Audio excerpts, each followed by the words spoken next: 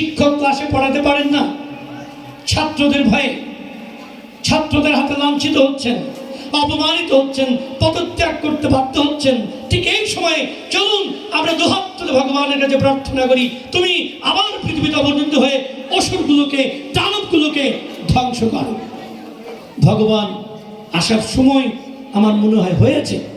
তিনি যে বলেছিলেন ওই পরিত্রাণায় সাধনাম, আমি বিস্তার ব্যাখ্যায় যাব না, আমার মনে হচ্ছে কেমন জানি পুরো পৃথিবী যখন অশান্ত, মানুষ মানুষের রক্তপান করতে চায়, পশুরা দেবতা হয়েছে, মানুষ পশু হয়েছে, ঠিক এই সময়ে আমার বিশ্বাস ভগবান আবার পৃথিবীতে অবতীর্ণ হয়ে কল্কি রূপ ধারণ করে পুরো পৃথিবীতে সনাতন ধর্মের পতাকা পথ পথ করে উড়াবার জন্য আসবেন। সেদিন বেশি দূরে নয়, সাহস রাখবেন। হ্যাঁ, হাত ভাঙলে ডাক্তার আছেন, পা ভাঙলে ডাক্তারের কাছে আমরা যেতে পারি, হাত পা ভাঙলে বিপদ নেই।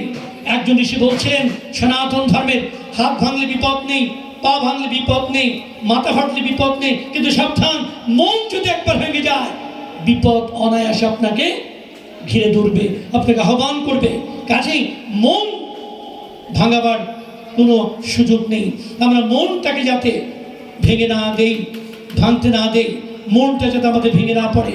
এদেশ আমাদের পূর্বপুরুষ রক্ত দিয়েছেন এই পৃথিবীর এই ভূখণ্ডে, বাংলাদেশে 1971-এ লাঞ্ছিত হয়েছেন মা বোনেরা, 1969-এ লাঞ্ছিত হয়েছেন মা বোনেরা, 1990-এর গণ আন্দোলনে সনাতন ধর্মের মা বোনেরা লাঞ্ছিত হয়েছেন, 2001 সালে, 2021-এ সবকটি আন্দোলনে আমাদের সনাতনী সম্প্রদায় লাঞ্ছিত হয়েছেন, মা বোন লাঞ্ছিত হয়েছেন।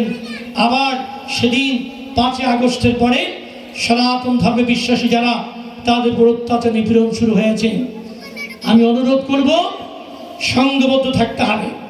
বেদ যে আহ্বান জানিয়েছিলেন, সংঘাতযোদ্ধন সংবদদ্বন সংবমনাংশী জানতাম, একসঙ্গে চলো, সব একসঙ্গে বলো, সকলের মন জানো হে বন্ধু, সকলকে বাসো ভালো। আমরা সংঘবদ্ধ থাকতে চাই। আমরা বিভিন্ন গুরুর আশ্রিত হতে পারি। কেউ রামকৃষ্ণকে মানেন, কেউ বিবেকানন্দকে মানেন, কেউ নিগমানন্দকে মানেন, কেউ ঠাকুর অনুকূল চন্দ্রকে মানেন, কেউ রাম ঠাকুরকে মানেন, কেউ জ্যোতিষানন্দজিকে মানেন, কেউ আমাদের তাপসানন্দকে মহারাজকে মানেন।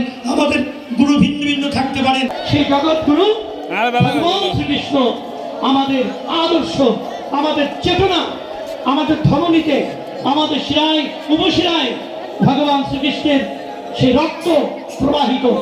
কাজেই কাপুরুষের মতো আমরা কোনো প্রতিবেশী দেশে পালিয়ে যাওয়ার চেষ্টা করবো না। এ দেশে থেকে সংঘবদ্ধভাবে আমরা সম্মিলিতভাবে সেই অপশক্তির মোকাবেলা করব। আমি সারাতে বলছি, মাইকে তো সব কথা খুলে বলতে পারি না, বুঝতে পেরেছেন। বন্যায় অসংখ্য মানুষ অমানবিক জীবনযাপন করছেন, আপনারা জানেন। আমরা ত্রাণ কার্য চালাচ্ছি, তার উপরে ভর করেছে অশুভ শক্তির পায়তারা। সনাতন ধর্মের পতাকা কোনোদিন কোন অপশক্তি নিভিয়ে দিতে পারবে না, থামিয়ে দিতে পারবে না। শ্রেষ্ঠ ধর্ম সনাতন ধর্ম, সেই ধর্ম যার জন্মদাতা নেই, যার প্রবর্তক নেই।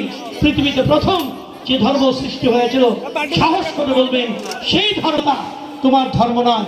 অর্জুনকে দিয়ে পুরো জগৎবাসীকে শিখিয়েছেন, দুর্ভোগ করে ওষুধ ধারণ করব। এই অশুভ শক্তিকে পরাভূত করবার জন্য আমরা সংঘবদ্ধভাবে এগিয়ে যাবার চেষ্টা করব। এটি হলো জন্মাষ্টমী শিক্ষা। জন্মাষ্টমী শিক্ষা মানে কেবল মন্দিরে গিয়ে উপোস থেকে ফুল বিল্লদলে পুষ্পাঞ্জলি দেওয়া নয়। জন্মাষ্টমীর শ্রেষ্ঠ শিক্ষা অশুভ শক্তিকে পরাভূত করা, শুভ শক্তির উদ্বোধন ঘটানো। শুভ শক্তি যদি না থাকে পৃথিবীতে, অশুভ শক্তি যদি বেড়ে যায়, তাহলে সনাতন ধর্ম, ইসলাম ধর্ম, বৌদ্ধ ধর্ম, কোনো ধর্মের অস্তিত্ব পৃথিবীতে থাকবে না। চলুন আমরা কথাই বড় না হয়ে কাজে বড় হই। আমরা আমার সন্তানকে নৈতিক শিক্ষায় শিক্ষিত করি, গীতা শিক্ষায় শিক্ষিত করি। আমি মন্দিরে যাওয়ার সময় আমার ওই ছোট সন্তানটিকে যাতে হাত ধরে মন্দিরে নিয়ে যায়। এখন একটি ফ্যাশন হয়েছে, ছেলে মেয়ে ডাক্তার বানাবো,